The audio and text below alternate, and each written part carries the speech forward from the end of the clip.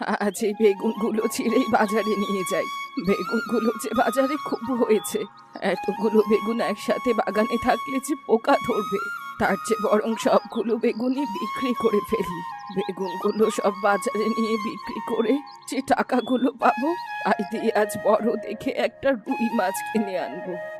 আহা, আজ কতদিন পর রুই মাছ দিয়ে ভাত খাবো। প্রতিদিন তো কোনো না কোনো মাছ খাওয়া হয়, কিন্তু রুই মাছ তো আর খাওয়া হয় না।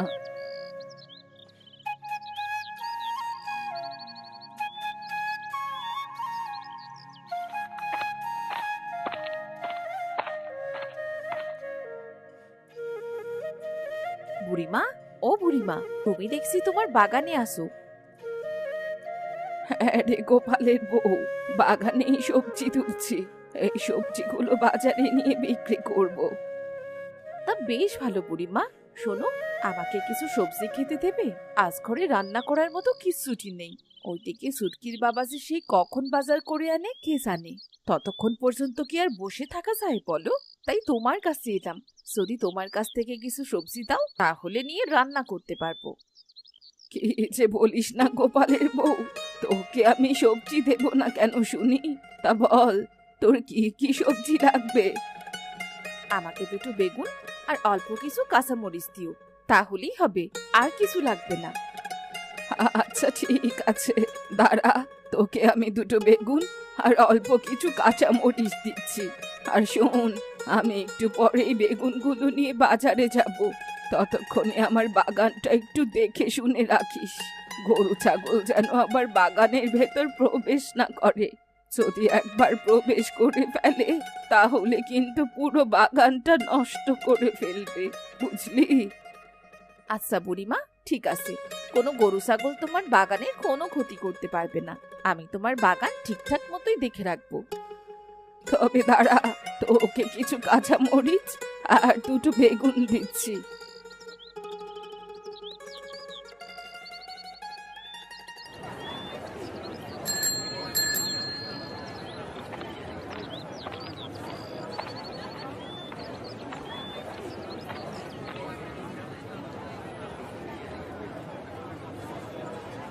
ওই তো, কত সুন্দর সুন্দর মাছ উঠেছে বাজারে।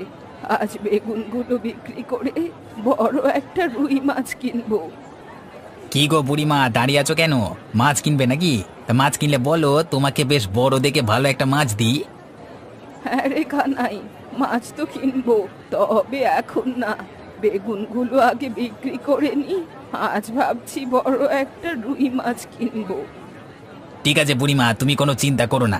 যাও যাও, তুমি তোমার বেগুনগুলো বিক্রি করে এসো। আর ততক্ষণে আমি তোমার জন্য বড় একটা রুই মাছ রেখে দিচ্ছি, কেমন? আচ্ছা ঠিক আছে কানাই, বড় একটা রুই মাছই রাখিস কিন্তু। ছোট রুই মাছ আমি আবার খেতে পারি না। এবার তাহলে যাই, আর দেরি না করে বেগুনগুলো বিক্রি করে আসি।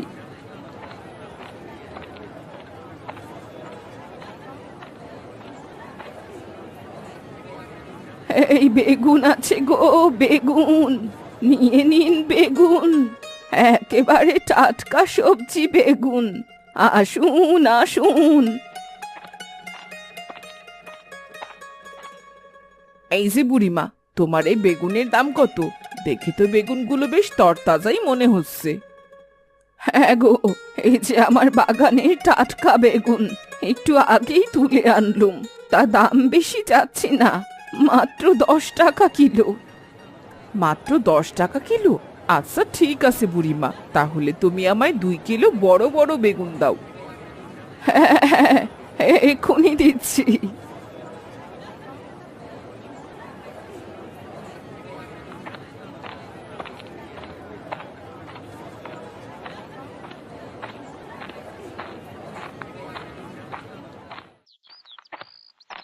বাপ রে বাপ, রুই মাছটা তো বেশ ওজন। কিছুতেই হাতে নিয়ে হাঁটতে পারছি না। ঝুড়িতে তুলে মাথায় করে নেব নাকি হাতে নেব, কিছুই বুঝতে পারছি না।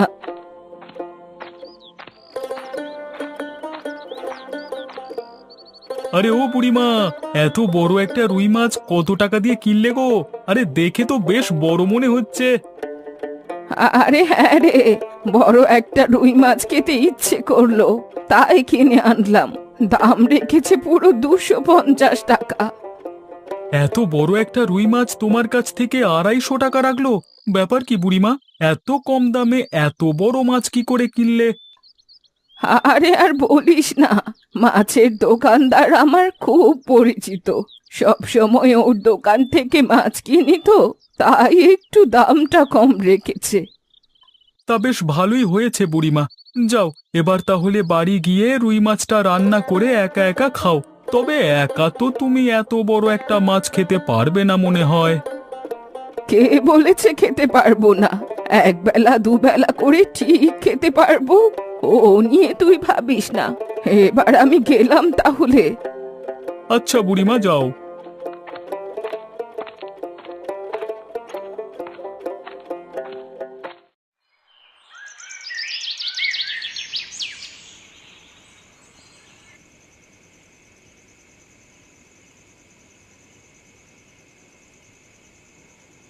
মা, আজ মাংসটা তো বেশ ভালো রান্না করেছো। ইস, কি সুন্দর ঘ্রাণ বেরোচ্ছে। ঘ্রাণে যে আমার পেট একেবারে ভরে যাচ্ছে মা।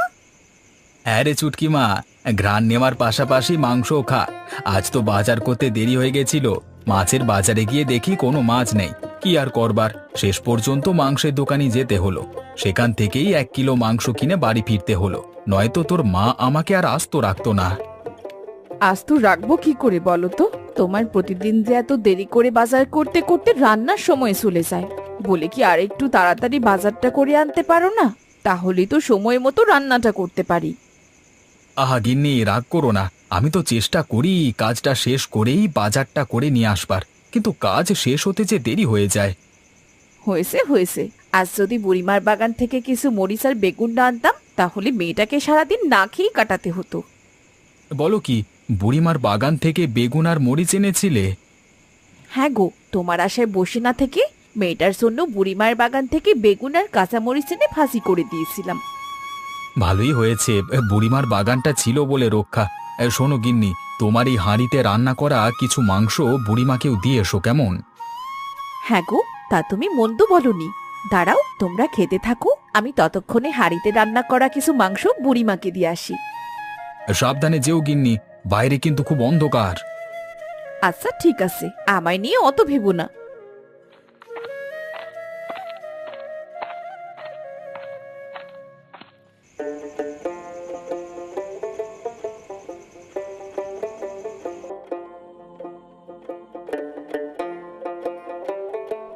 না, আজকে রুই মাছটা তো অত মজা লাগছে না।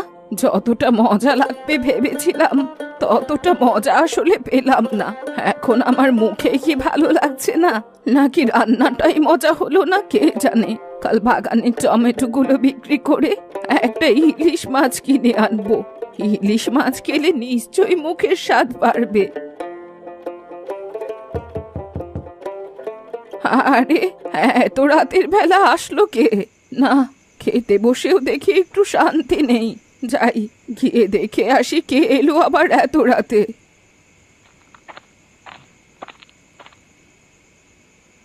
আরে গোপালের বউ যে, তা এত রাতে হঠাৎ তুমি আমার বাড়িতে কেন? কোনো সমস্যা হয়নি তো? আরে না গো বুড়িমা, কোনো সমস্যা হয়নি। তোমার জন্য আমি হাঁড়িতে রান্না করা মাংসটুকু নিয়ে এলাম। আজ খুব দেরি করে সুটকির বাবা বাজার করে এনেছে। বাজারে কোনো মাছ না পেয়ে মাংস এনেছিল, তাই মাংসটুকু হাঁড়িতে বসিয়ে কষিয়ে রান্না করেছি। কিছুটা তোমার জন্যেও এনেছি, এই নাও বুড়িমা। আরে দেখো কাণ্ড, আমি বুড়ো মানুষ, এই মাংস কি আমি খেতে পারি নাকি?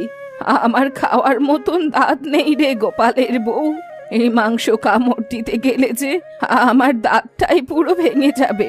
যা, এই মাংস তোরাই খা, আমি না খেয়েই খুশি আছি। বলো কি বুড়িমা, তুমি মাংস খেতে পারো না? তাহলে এই মাংসের ঝোলটুকু রাখো, আমি হাঁড়িতে কষিয়ে রান্না করেছি, খুব মজা হয়েছে। তুমি মাংস না খেয়ে শুধু ঝোল দিয়েই ভাত খেও।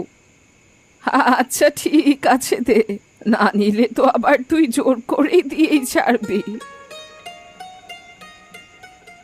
এবার তাহলে আমি আসি বুড়িমা, সাবধানে থেকো, কোনো সমস্যা হলে আমায় ডেকো। আচ্ছা ঠিক আছে, তুইও সাবধানে যাস। হ্যাঁ বুড়িমা, ঠিক আছে, সকালে দেখা হবে।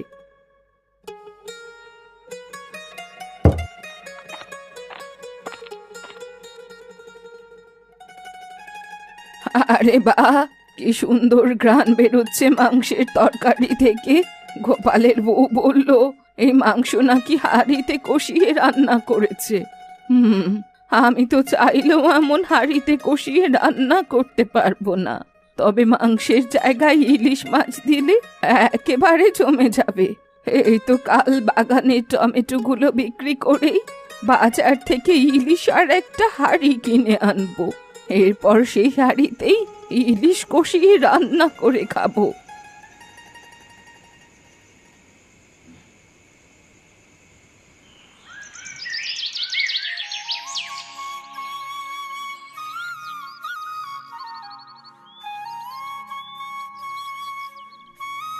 এই তো বাগানের সব টমেটো ছেঁড়া শেষ। এবার জলদি করে টমেটোর ছুরিটা নিয়ে বাজারে যাই। বাজারে গিয়ে টমেটোগুলো বিক্রি করে একটা ইলিশ আর একটা হাঁড়ি কিনে আনি। আজ মাটির হাঁড়িতেই ইলিশ মাছ রান্না করব।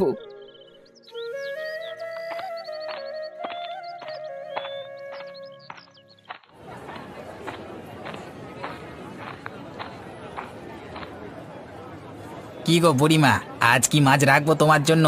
রুই না কাতলা, বলো কোনটা দেবো? না রে কানাই, এইসব রুই কাতলা মাছ খেতে খেতে মুখটা একেবারে তেতো হয়ে গেছে। এইসব মাছ আমি আর খাবো না। তুই আমার জন্যে বড় দেখে একটা ইলিশ মাছ রাখবি।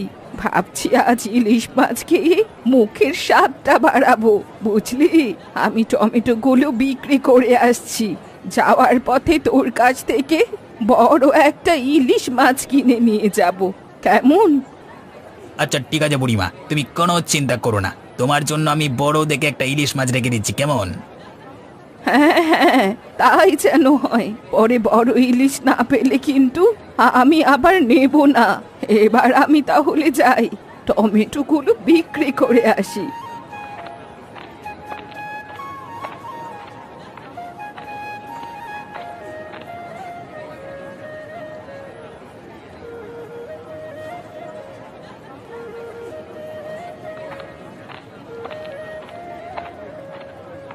যাক বাবা, অবশেষে আমার সবগুলো টমেটো বিক্রি করা শেষ হলো।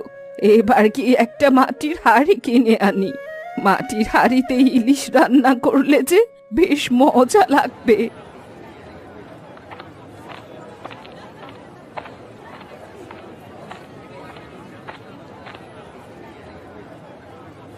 এই যে কামার, আমায় একটা মাটির হাঁড়ি দাও তো, খুব ভালো দেখে দেবে, যাতে ইলিশ মাছটা খুব ভালোভাবে রান্না করতে পারি।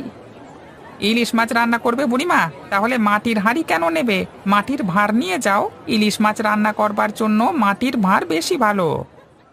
বলিস কি কামার, মাটির ভাঁড়ে বুঝি ইলিশ মাছ রান্না ভালো হয়? হ্যাঁ গো বুড়িমা, তাহলে আর বলছি কি তোমাকে। শোনো বুড়িমা, সবাই তো ইলিশ মাছ রান্না করে মাটির ভাঁড়ে, আর মাটির হাঁড়িতে শুধু ভাত রান্না করে, বুঝলা? আচ্ছা ঠিক আছে, তাহলে তুই আমায় একটা ভালো দেখে মাটির ভাঁড়ি দে। হ্যাঁ বুড়িমা, এখনই দিচ্ছি। এই নাও তোমার মাটির ভাঁড়।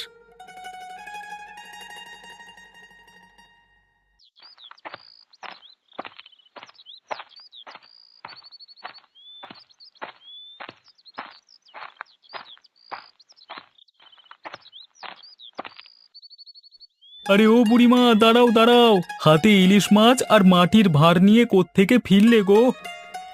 আর বলিস না রে, আজ ইলিশ মাছ রান্না করব, তাই বাজার থেকে ইলিশ মাছ আর মাটির ভাঁড় কিনে নিয়ে আসলাম। বলো কি বুড়িমা, তুমি মাটির ভাঁড়ে ইলিশ মাছ রান্না করবে? এটা তো অনেক আগেকার মানুষের একটা জনপ্রিয় খাবার। এই গ্রামের কেউ তো এখন এরকম করে রান্না করে না বললেই চলে। শোনো বুড়িমা, তোমাকে একটা কথা বলি, যদি তুমি মাটির ভাঁড়ে সত্যি সত্যি ইলিশ মাছ রান্না করো, তাহলে আমাকেও একটু খেতে দিও, কেমন? আচ্ছা ঠিক আছে, তুই তাহলে আমার বাড়ি আসিস, তোকেও কিছুটা খেতে দেব। এবার আমি আসি, তবে আমার অনেক তাড়া, বুঝলি? ঠিক আছে বুড়িমা, যাও। আমি কিন্তু সময় মতো মাটির ভাঁড়ের ইলিশ মাছ খেতে তোমার বাড়িতে চলে আসবো, কেমন? আচ্ছা আসিস, কোনো সমস্যা নেই।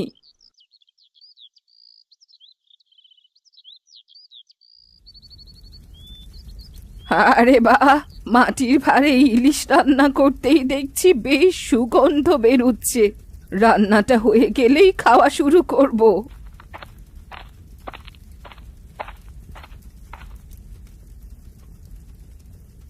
আরে ও বুড়িমা, তুমি আজ কি রান্না করছো গো? তোমার হাতের রান্নার ঘ্রাণে একেবারে পুরো গ্রাম ভরে গেছে গো। আর বলিস নে, আজ আমি মাটির ভাঁড়ে ইলিশ রান্না করছি। মাটির ভাঁড়ে আবার ইলিশ মাছ রান্না করছে? বলে কি বুড়িমা? এরকম রান্নার কথা তো আগে কখনো শুনিনি। তাই তো বুড়িমা, এরকম রান্নার কথা তো এই প্রথম শুনলাম। তুমি আবার এরকম রান্না কোথা থেকে শিখলে? এই তো সেদিন তুই মাটির হাঁড়িতে মাংস রান্না করেছিলি, আর তখনই আমার মাথায় চাপলো যে মাটির হাঁড়িতে মাংসের বদলে ইলিশ রান্না করব। যেই ভাবা সেই কাজ, বাজারে গিয়ে একটা ইলিশ মাছ আর মাটির ভাঁড় কিনে এনে রান্না শুরু করে দিলাম। আর তাতেই পুরো গ্রাম তোমার রান্নার খানে একদম ভরে গেল। শোনো বুড়িমা, আজ কিন্তু তোমার হাতের এই রান্না খেয়ে আমরা কোথাও যাচ্ছি না। আচ্ছা ঠিক আছে, তোরা সবাই বস, আমি তোদের মাটির ভাঁড়ে ইলিশ রান্না করে খেতে দিচ্ছি।